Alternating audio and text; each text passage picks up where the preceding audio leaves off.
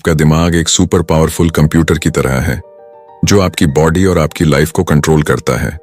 आप कैसे सोचते हैं, कैसे फील करते हैं, कैसे काम करते हैं और कैसे दूसरों से बात करते हैं, इन सभी चीजों को हमारा ब्रेन कंट्रोल करता है। आज तक जितने भी दुनिया में कंप्यूटर बनाए गए हैं उनसे कई ज्यादा कॉम्प्लेक्स हमारा दिमाग है और इसमें आसमान में दिखने वाले तारों से भी ज्यादा कनेक्शन है। अगर आपको अपने काम में, रिलेशनशिप में या किसी भी एक्टिविटी में बेस्ट बनना है तो उसके लिए आपका ब्रेन प्रॉपरली वर्क करना चाहिए। ये बिल्कुल ऐसा ही है जैसे आप एक्सरसाइज करते हो, हेल्थी खाना खाते हो जिससे आपकी बॉडी अच्छे से काम करती है। उसी तरह से मेंटल एक्सरसाइज भी आपके ब्रेन की हेल्थ को इम्प्रूव कर सकती है जिससे आपकी लाइफ में भी एक पॉजिटिव इम्पैक्ट आएगा। इस समरी में हम यही जानेंगे कि हमें ब्रेन एक्सरसाइज कैसे करनी है, लॉजिकली कैसे सोचना है। चैप्टर 6 को जरूर सुनकर जाना क्योंकि उसमें मैंने एग्जाम्पल के साथ बताया है कि क्रिटिकल थिंकिंग कैसे आपकी प्रॉब्लम को सॉल्व करेगी। हेलो फ्रेंड्स, बुक इनसाइडर पर आप सभी का स्वागत है। आज हम बात करने वाले हैं क्रिटिकल थिंकिंग बुक के बारे में जिसको लिखा है Nicole Price and Simon Bradley ने। चैप्टर 1, क्रिटिकल थिंकिंग को समझो। क्रिटिकल थिंकिंग का मतलब होता है किसी भी चीज के बारे में केयरफुली सोचना और उस इंफॉर्मेशन को चेक करना ताकि आप उसे अच्छे से समझ सको और सही डिसीजन ले सको। इसमें आप अपने थॉट्स पर या अपने बिलीफ पर क्वेश्चन करते हैं जिससे आप पता कर सकते हैं कि ये सही है या नहीं। अगर आपको क्रिटिकल थिंकिंग करनी है तो आप ये स्टेप्स फॉलो कर सकते हो। सबसे पहले आपको मेन आइडियाज और आर्ग्यूमेंट को आइडेंटिफाई करना है।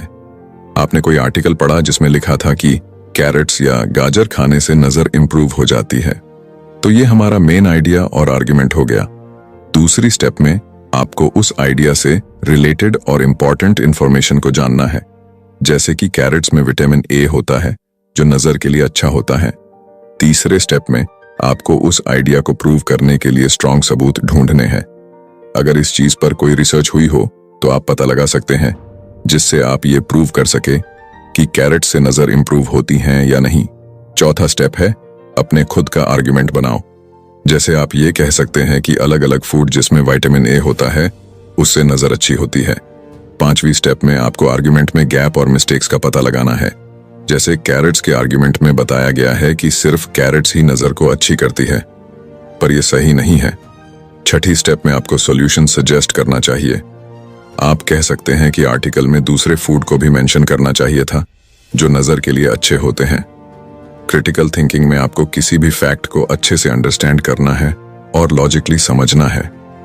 आपको किसी भी फैक्ट के बारे में डीपली सोचना है, कहीं भी किसी से सुनकर कहीं भी बोलना नहीं है। एक क्रिटिकल थिंकर हमेशा आइडियाज को एनालाइज करता है और उसी नॉलेज को अपनी रियल लाइफ में अप्लाई करता है। सबसे बड़ा फायदा क्रिटिकल थिंकिंग का ये है कि ये आपको क्लियरली सोचने में मदद करता है। इंफॉर्मेशन को अलग अलग पार्ट्स में डिवाइड करके आप केयरफुली सोच सकते हैं और स्ट्रॉन्ग आर्ग्यूमेंट बना सकते हैं। आज के टाइम पर क्रिटिकल थिंकिंग बहुत ही जरूरी है क्योंकि आज हमारे पास जरूरत से ज्यादा इंफॉर्मेशन है और उसको अच्छे से समझने के लिए और ऑर्गेनाइज करने के लिए क्रिटिकल थिंकिंग जरूरी है। क्रिटिकल थिंकिंग हमारी कम्युनिकेशन में भी हेल्प करती है क्योंकि अगर हम किसी भी बात को या आइडियाज डीपली समझ लेंगे तो हम दूसरे लोगों को भी अच्छे से समझा पाएंगे, जिससे दूसरों को आपकी बात अच्छे से समझ आएगी और आपकी कम्युनिकेशन अच्छी हो जाएगी। क्रिटिकल थिंकिंग हमें क्रिएटिव बनने में भी मदद करती है क्योंकि इसमें हम अपने आइडियाज और थॉट्स पर क्वेश्चन करते हैं और चीजों को नए नजरिए से देखते हैं। क्रिटिकल थिंकिंग सबसे ज्यादा जरूरी है हमारी डेमोक्रेसी में या कहे लोकतंत्र में, क्योंकि ये हमें केयरफुली सोचने में मदद करता है और नेताओं को भी सही डिसीजन लेने में भी मदद करता है। वो एक अलग बात है कि आज पॉलिटिक्स में सब जनता का फायदा नहीं देखते बल्कि खुद का फायदा देखते हैं। चैप्टर 2, क्रिटिकल थिंकिंग की हिस्ट्री। क्रिटिकल थिंकिंग लोग काफी टाइम से कर रहे हैं, ये कोई नई चीज नहीं है, पर पहले सिर्फ फिलोसोफर्स और स्पेशली सोक्रेटिस ही करते थे। सोक्रेटिस एक ग्रीक फिलोसोफर थे जो काफी इन्फ्लुएंशियल और फेमस फिलोसोफर थे। सोक्रेटिस का मानना था कि सोसाइटी में जो भी डिस्कशन होते हैं वो डीपली नहीं होते हैं। लोग बातों को गहराई से नहीं समझते हैं और जिसकी वजह से सोसाइटी में कंफ्यूजन और बेकार के बिलीफ बन जाते हैं। उनका कहना था कि किसी भी चीज के बारे में कोई भी अथॉरिटी कुछ भी कहे, उस पर हमें आंख बंद करके विश्वास नहीं करना चाहिए। फॉर एग्जाम्पल, जैसे आज के समय में गवर्नमेंट बड़े बड़े दावे करती है कि हमने ये किया है, वो किया है, पर असल में तो जमीनी लेवल पर तो कुछ काम हुआ ही नहीं है। इसीलिए आपको किसी की भी बातों पर विश्वास नहीं करना चाहिए, चाहे फिर वो गवर्नमेंट हो या कोई और अथॉरिटी।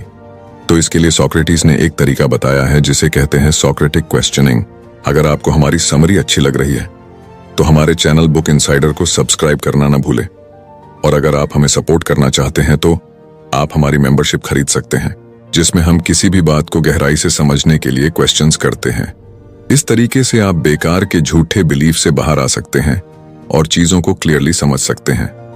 सोक्रेटिस के स्टूडेंट्स प्लेटो एंड एरिस्टोटल, जिनको अरस्तु भी कहते हैं, उन्होंने सोक्रेटिस के आइडियाज को और आगे तक फैलाया। प्लेटो बताते हैं कि हमें चीजों के बारे में लॉजिकली सोचना चाहिए, न कि किसी भी चीज को ऊपर से देखकर मान लेना चाहिए। एरिस्टोटल बताते हैं कि हमें एक ऑर्गेनाइज्ड तरीका बनाना चाहिए जिसमें हम किसी भी थॉट्स और आइडियाज को एनालाइज कर सके। उनका कहना सिंपल था कि किसी की भी बात पर या किसी भी आइडियाज पर आंख बंद करके विश्वास मत करो, उसको डीपली सोचो, उस पर सवाल पूछो, तभी आपको उस चीज की रियलिटी पता चलेगी। मिडिल एज में भी क्रिटिकल थिंकिंग ग्रो हो रही थी। उसमें थॉमस एक्वाइनस का भी बहुत बड़ा हाथ था। उन्होंने एक बुक लिखी थी जिसका नाम था सुम्मा थियोलॉजिका, जिसमें उन्होंने अरिस्टोटल के लॉजिक्स को समझाया था। उनका यह मानना था कि किसी भी चीज में आस्था रखो, कोई प्रॉब्लम नहीं है, पर वो लॉजिकल होनी चाहिए। इलॉजिकल चीजों पर आपको बिलीफ नहीं करना है।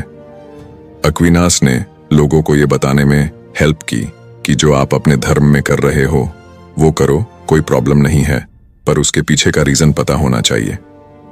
चलिए मैं आपको एक बहुत ही बढ़िया एग्जाम्पल देता हूं। हिंदू धर्म में आपने देखा होगा कि लोग पीपल के पेड़ को पूजते हैं। अब देखने में तो बहुत से लोगों को लगेगा कि ये तो इलॉजिकल चीज है। इसके पीछे का रीजन ये है कि हम पीपल के पेड़ों को काटने से बचाना चाहते हैं, क्योंकि पीपल का पेड़ ही एक ऐसा पेड़ है जो रात को भी ऑक्सीजन देता है और बाकी पेड़ रात को कार्बन डाइऑक्साइड देते हैं। इसके बाद फ्रांसिस बेकन ने क्रिटिकल थिंकिंग पर और प्रोग्रेस की, और उनका कहना था कि हमें इस दुनिया को ऑब्जर्व करना चाहिए और चीजों के लिए साइंटिफिक मेथड यूज करना चाहिए। किसी भी पुराने बिलीफ का साइंटिफिक प्रूफ ढूंढो। ऐसे कई सारे फिलोसोफर आए जिन्होंने क्रिटिकल थिंकिंग के बारे में बताया। Chapter 3, inductive and deductive reasoning. Critical thinking में हम दो तरीके यूज कर सकते हैं, inductive and deductive reasoning. Inductive reasoning में हम चीजों को बार बार देखकर विश्वास कर लेते हैं। जैसे हम रोज देखते हैं कि सूरज पूरब से निकलता है, तो हम ये मान लेते हैं कि कल भी सूरज पूरब से ही निकलेगा, क्योंकि हम सूरज को हमेशा से पूरब से निकलते हुए देख रहे हैं। तो इंडक्टिव रीजनिंग में अगर एक ही चीज बार बार हो रही है तो हम उस पर विश्वास कर लेते हैं जब तक कि हमें कोई नया सबूत ना मिले। दूसरी है डिडक्टिव रीजनिंग। ये तरीका बहुत ज्यादा रिलायबल माना जाता है, क्योंकि इसमें हम आइडिया को पहले देखते हैं और आइडिया सच हुआ तो हमारा विश्वास भी सही होगा। जैसे सभी इंसानों को मरना है, इसीलिए राहुल तुम भी मरोगे। इसमें हमको ये पता करना था कि राहुल मरेगा या नहीं, तो हमने उसको इंसानों से कंपेयर कर दिया, क्योंकि राहुल भी एक इंसान है। तो इसीलिए हम डिडक्टिव रीजनिंग को ज्यादा सही मानते हैं। ये दोनों ही तरीके क्रिटिकल थिंकिंग में बहुत जरूरी है, क्योंकि ये सिचुएशन को एनालाइज करने, लॉजिकल डिसीजन बनाने में मदद करते हैं। इन दोनों तरह की रीजनिंग को समझकर आप क्रिटिकल थिंकिंग इंप्रूव कर सकते हैं। चैप्टर 4, हमें क्रिटिकल थिंकिंग क्यों करनी चाहिए। आज की मॉडर्न लाइफ के चैलेंजेस को हैंडल करने के लिए क्रिटिकल थिंकिंग बहुत ही जरूरी है। ये आपको बेटर डिसीजन लेने में, प्रॉब्लम को सॉल्व करने में और क्लियरली सोचने में मदद करती है। क्रिटिकल थिंकिंग इंफॉर्मेशन को एनालिसिस करने में मदद करती है, जिससे आप सभी पर्सपेक्टिव को अच्छे से समझ सके। जैसे फॉर एग्जाम्पल, आपको जानना है कि मुझे इंजीनियरिंग करनी चाहिए या नहीं, तो बहुत से लोग उसकी अच्छाइयां गिनाएंगे और बहुत से लोग बुराइयां गिनाएंगे। तो आप इस इंफॉर्मेशन का यूज करके पता कर सकते हो कि इंजीनियरिंग मेरे लिए सही है या नहीं, क्योंकि अब आपको पता है कि इसकी क्या कमियां हैं और क्या फायदे। ये आपकी प्रॉब्लम सॉल्विंग स्किल को भी इम्प्रूव करता है, क्योंकि इसमें आप क्वेश्चनिंग करते हो, जिससे आप क्रिएटिव सॉल्यूशंस ढूंढ सकते हो। क्रिटिकल थिंकिंग आपके एक्सप्लेनेशन को भी इम्प्रूव करती है, जिससे आपकी कम्युनिकेशन भी अच्छी हो जाती है। क्रिटिकल थिंकिंग आपके अंदर क्यूरियोसिटी पैदा करती है, जिससे आप नई नई चीजें सीखते हैं और लाइफ में आगे बढ़ते हैं। क्रिटिकल थिंकिंग पर्सनल डेवलपमेंट में भी हेल्प करती है, क्योंकि इसमें आप ये जान सकते हो कि आप में क्या कमियां हैं और कैसे आप उन्हें ठीक कर सकते हो। तो कुल मिलाकर क्रिटिकल थिंकिंग आपको लाइफ के चैलेंजेस से लड़ने में मदद करती है। चैप्टर 5, रीडिंग और थिंकिंग में डिफरेंस। रीडिंग में हम सिर्फ वर्ड्स को समझते हैं और उसकी मीनिंग समझते हैं। इसमें सिर्फ आप फैक्ट को पढ़ते हो बिना ज्यादा दिमाग लगाए। लेकिन थिंकिंग में आपने जो पढ़ा है उसके बारे में सोचना होता है, उसके बारे में क्वेश्चंस करने होते हैं और अपना एक कंक्लूजन बनाना होता है। जैसे फॉर एग्जाम्पल आपने किसी आर्टिकल में पढ़ा कि कैरेट्स से नजर इंप्रूव होती है, तो ये तो है रीडिंग। अब आप इसके बारे में सोचेंगे, क्वेश्चंस करेंगे कि कैसे नजर इंप्रूव होती है, क्यों होती है। फिर आप इंटरनेट पर या अलग अलग जगह पर इसके जवाब ढूंढेंगे, तो आपको पता चलेगा कि कैरेट्स में विटामिन ए होता है जो नजर को इंप्रूव करता है। अब अगर मान लेते हैं कि आप क्रिटिकल थिंकिंग नहीं करते और सिर्फ पढ़ लेते, तो क्या होता? जब भी आप किसी को बोलोगे कि कैरेट्स खाने से आपकी नजर इंप्रूव होती है, तो वो मानेंगे नहीं। लेकिन अगर आप उनको ये बोलोगे कि कैरेट्स में विटामिन ए होता है और वो आपकी आंखों के लिए अच्छा होता है, तो वो मान जाएंगे, क्योंकि क्रिटिकल थिंकर को ज्यादा इंफॉर्मेशन पता थी और ये भी पता था कि कैरेट्स से ऐसा क्यों होता है। पर ऐसा नहीं है कि रीडिंग जरूरी नहीं है। रीडिंग और थिंकिंग दोनों ही बहुत जरूरी है, क्योंकि रीडिंग से हमें इंफॉर्मेशन मिलती है और थिंकिंग से हम उसे अच्छे से समझ पाते हैं। चैप्टर 6, कैसे क्रिटिकल थिंकिंग हमारी प्रॉब्लम को सॉल्व करती है। इसमें मैं आपको एग्जाम्पल से समझाने वाला हूं कि क्रिटिकल थिंकिंग कैसे हमारी प्रॉब्लम को सॉल्व करती है। तो पहला स्टेप है प्रॉब्लम का पता लगाना। मान लीजिए कि आप किसी कंपनी के मैनेजर हैं और आपके किसी प्रोडक्ट की सेल बहुत गिर गई है, तो ये हमारी प्रॉब्लम हो गई। दूसरा स्टेप है प्रॉब्लम को एनालाइज करना। इसमें हम सेल्स के डेटा को चेक कर सकते हैं, कस्टमर के फीडबैक देख सकते हैं और मार्केटिंग स्ट्रेटेजीज को भी चेक कर सकते हैं। तीसरा स्टेप है सॉल्यूशन को ढूंढना। इसमें आप अपने प्रोडक्ट में जो कमियां हैं उसको दूर करें या नया प्रोडक्ट लॉन्च करें या कोई डिस्काउंट ऑफर शुरू करें। चौथा स्टेप है सॉल्यूशन को चेक करना कि कौन सा तरीका सबसे कारगर है, क्योंकि सभी तरीके एक जैसे रिजल्ट्स नहीं देंगे। हमें पता करना है कि कौन सा सबसे अच्छा सॉल्यूशन है। पांचवा स्टेप है कि उसी सॉल्यूशन का यूज करना।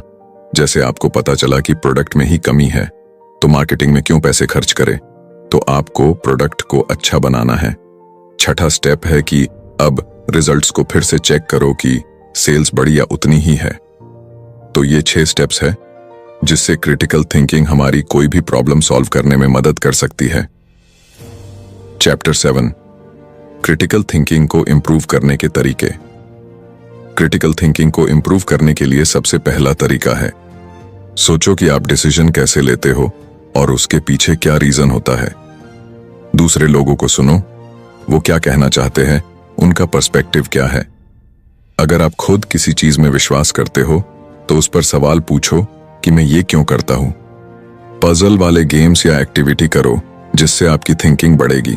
एक ही टॉपिक पर अलग अलग किताबें पढ़ो जिससे आपको अलग अलग लोगों के सोचने का तरीका पता चलेगा। लोगों के साथ डिबेट करो, किसी भी टॉपिक पर सिर्फ फैक्ट पर बात करो। क्रिटिकल थिंकिंग में क्वेश्चनिंग बहुत जरूरी होती है। क्वेश्चन जरूरी टूल्स हैं जो हमारी सोच को एक दिशा देते हैं, हमारी समझ को गहरा करने और असम्पशंस को चैलेंज देने में मदद करते हैं। Use open ended questions. Open ended questions वे होते हैं जिनका आंसर केवल हाँ या नहीं से नहीं दिया जा सकता।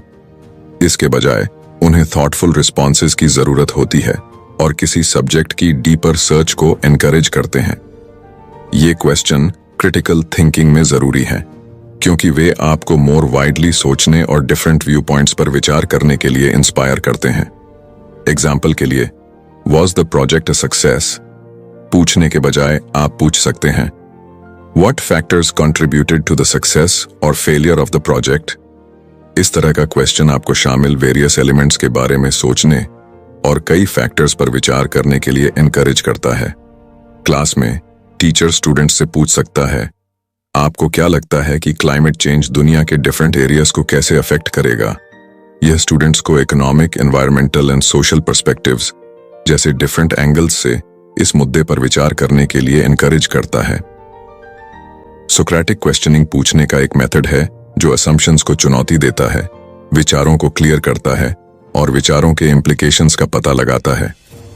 ग्रीक फिलोसोफर सोक्रेटिस के नाम पर इस टेक्नोलॉजी को क्रिटिकल डायलॉग को एनकरेज करने और गहरी सच्चाइयों को उजागर करने के लिए डिजाइन किया गया है। एग्जाम्पल के लिए, अगर कोई दावा करता है सभी राजनेता भ्रष्ट हैं, तो एक सोक्रेटिक क्वेश्चनिंग हो सकता है, आप भ्रष्ट से क्या मतलब रखते हैं? क्या आप स्पेसिफिक एग्जाम्पल्स दे सकते हैं? क्या कोई ऐसे राजनेता हैं जो इस डिस्क्रिप्शन में फिट नहीं होते हैं? इस प्रकार के क्वेश्चन जनरल परसेप्शन को चुनौती देते हैं और मोर डीप समझ को एनकरेज करते हैं। किसी वाद विवाद में कोई पार्टिसिपेंट्स ओपोजिंग पार्टी को चुनौती देने के लिए सोक्रेटिक क्वेश्चंस का यूज कर सकता है, यह पूछकर कि आपके दावे का सपोर्ट करने वाला कौन सा एविडेंस है, डिफरेंट सर्कमस्टेंसेस में आपका लॉजिक किस तरह से टिकता है। एनकरेज एक्सप्लेनेशंस, क्लैरिफिकेशन क्वेश्चंस का यूज यह इंश्योर करने के लिए किया जाता है कि सभी लोग चर्चा की सब्जेक्ट मैटर को समझें और कॉम्प्लेक्स सब्जेक्ट्स में गहराई से उतरें। ये क्वेश्चन एम्बिग्विटी को दूर करने में मदद करते हैं और यह इंश्योर करते हैं कि किसी मुद्दे के सभी पहलुओं का गहनता से पता लगाया गया है। एग्जाम्पल के लिए, अगर कोई कहता है नई नीति से सभी को लाभ होगा, तो क्लैरिफिकेशन क्वेश्चंस हो सकता है, नीति से क्या स्पेसिफिक लाभ मिलेंगे, वास्तव में किसे लाभ होगा और कैसे। यह मोर डिटेल्ड इंफॉर्मेशन और क्लियर समझ के लिए इंस्पायर करता है। किसी बिजनेस मीटिंग में यदि कोई प्रपोजल रखा जाता है तो टीम के मेंबर पूछ सकते हैं, क्या आप क्लियर कर सकते हैं कि यह प्रपोजल हमारे बजट को कैसे अफेक्ट करेगा? Explore the options. ऑप्शंस की खोज में ऐसे क्वेश्चन पूछना शामिल है जो सोचने के मौजूदा तरीके को चुनौती देते हैं और वेरियस पॉसिबिलिटीज पर विचार करते हैं। यह अप्रोच क्रिटिकल थिंकिंग में इंपॉर्टेंट है क्योंकि यह इनोवेशन को एनकरेज करता है और एक ही मेंटालिटी में फंसने से बचने में मदद करता है। एग्जाम्पल के लिए, किसी प्लान को ओनली ऑप्शन के रूप में एक्सेप्ट करने के बजाय आप पूछ सकते हैं, हम और क्या अप्रोच अपना सकते हैं? इस प्लान की पोटेंशियल कमियां क्या हैं और हम उन्हें कैसे एड्रेस कर सकते हैं? यह कई सॉल्यूशंस पर विचार करने और सबसे अच्छा सॉल्यूशन खोजने में मदद करता है। डाइवर्स व्यू पॉइंट्स को शामिल करने में ऐसे लोगों के साथ जुड़ना शामिल है जिनके अलग अलग व्यू पॉइंट, बैकग्राउंड और एक्सपर्टीज है। यह डाइवर्सिटी नई insightful and challenging assumptions provide करके डिसीजन लेने की प्रोसेस को प्रॉस्पेरस करती है। एग्जाम्पल, अगर कोई कंपनी मार्केटिंग स्ट्रेटजी पर डिसीजन ले रही है तो sales, product development and customer service जैसे वेरियस डिपार्टमेंट्स के कंसल्टिंग टीम के मेंबर पोटेंशियल इम्पैक्ट की ज्यादा कॉम्प्रिहेंसिव समझ प्रोवाइड कर सकते हैं। ग्रुप सेटिंग्स में ओपन डायलॉग्स को एनकरेज करें और उन लोगों से एक्टिवली राय लें जो माइनॉरिटी व्यूज रखते हों। यह इंश्योर करने में मदद कर सकता है कि सभी एंगल्स पर विचार किया जाए जिससे ज्यादा स्ट्रॉन्ग डिसीजंस लिए जा सकें। अनुभव से सीखें। पिछले डिसीजंस पर विचार करने से फ्यूचर के डिसीजंस को बेहतर बनाने में मदद मिलती है क्योंकि इससे यह पता चलता है कि क्या कारगर रहा और क्या नहीं। इस सीखने की प्रोसेस में पिछले ऑप्शंस के कॉन्सिक्वेंसेस का एनालिसिस करना और सफलता या विफलता के लिए जिम्मेदार फैक्टर्स को समझना शामिल है। एग्जाम्पल के लिए, किसी प्रोजेक्ट को पूरा करने के बाद पोस्टमार्टम एनालिसिस करने से पता चल सकता है कि क्या अच्छा हुआ और क्या सुधार किया जा सकता है। यह नॉलेज फ्यूचर के प्रोजेक्ट्स में बेहतर डिसीजन लेने में मदद कर सकता है। एक डिसीजन जर्नल रखें जिसमें आप इंपॉर्टेंट डिसीजंस, उनके पीछे के लॉजिक और रिजल्ट रिकॉर्ड करें। इंप्रूवमेंट के लिए पैटर्न्स एंड रीजन्स की पहचान करने के लिए समय समय पर इस जर्नल का रिव्यू करें। तो फ्रेंड्स, ये थी हमारी आज की बुक समरी। आपको कैसी लगी कमेंट करके जरूर बताएं और धन्यवाद आपका समरी एंड तक सुनने के लिए।